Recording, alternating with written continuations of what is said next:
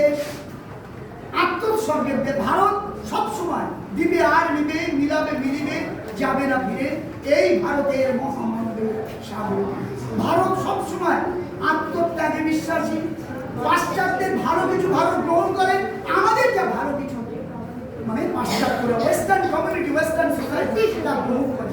এবং তোমরা জানলে অবাক হবে, রামায়ণ মহাভারত যে অরিজিনাল যে সংস্কৃত ভাষায় রামায়ণ মহাভারত, ব্যাসদেব বা তাদের যে রামায়ণ মহাভারত যেগুলো আছে সংস্কৃত ভাষার রামায়ণ, মানে তাদের সেই রামায়ণ মহাভারত গুলো থেকে অনেক প্রযুক্তিগত বিদ্যা বা সাংস্কৃতিক ঐতিহ্য জার্মান ভাষায় অনুদিত হয়েছে।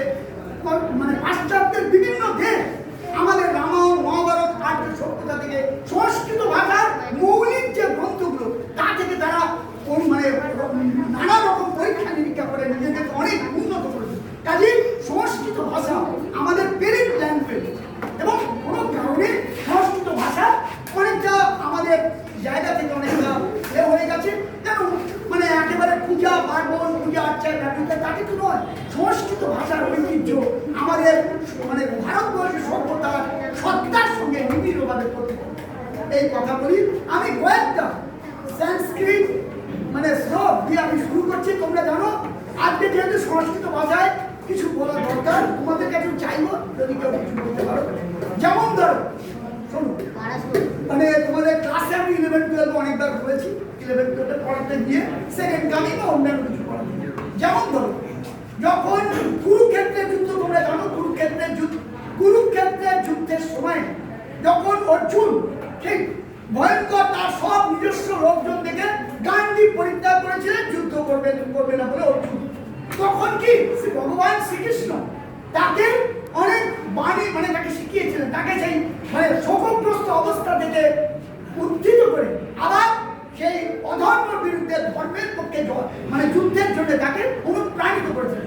সেই নিয়েই শ্রীকৃষ্ণের সেই বাণী নিয়েই ভগবত গীতা, আমাদের পবিত্র গীতা তোমরা জানো।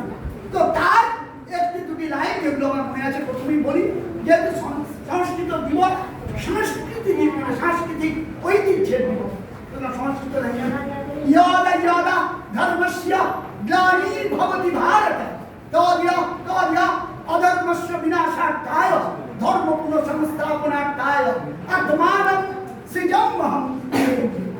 তার বাংলা মানে হচ্ছে যখন যখন ধর্মের বিনাশ হয়, ধর্মের গ্লানি হয়, তখন অধর্মের বিনাশ করে ধর্মকে পুনরুদ্ধার করে ধর্মের গ্লানিকে অধর্মের গ্লানি থেকে মুক্ত করে আবার পৃথিবীকে নতুন করে ধর্মীয় জায়গায় আনার জন্য নতুন নতুন রূপে আমি নিজেকে এই পৃথিবীতে আমি নিজে অবতীর্ণ নানান শ্রীকৃষ্ণ নিজে অর্জুনকে, তারপরে বিশ্বরূপ শ্রীকৃষ্ণকে দেখিয়েছিলেন এবং বলেছিলেন তুমি কেউ না এই যুদ্ধে, তুমি নিমিত্ত মাত্র এই অর্জুন।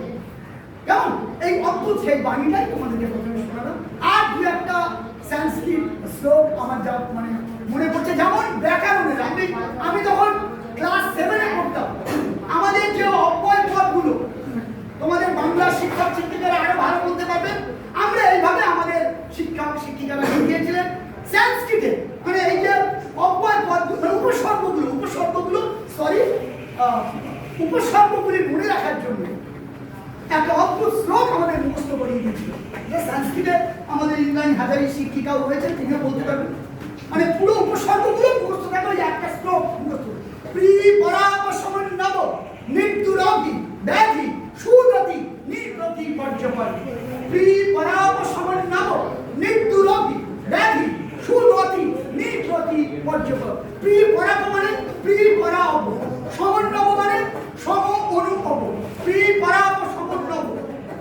মৃত্যুরভি মানে দূর অভি, ব্যাধি মানে বি অধি, সুগতি মানে সু উদ অধি, নির্গতি পর্যপর মানে পরি অপর। দেখো পুরো উপসর্গগুলো এই ছোট্ট শ্লোকের মধ্যে চলে।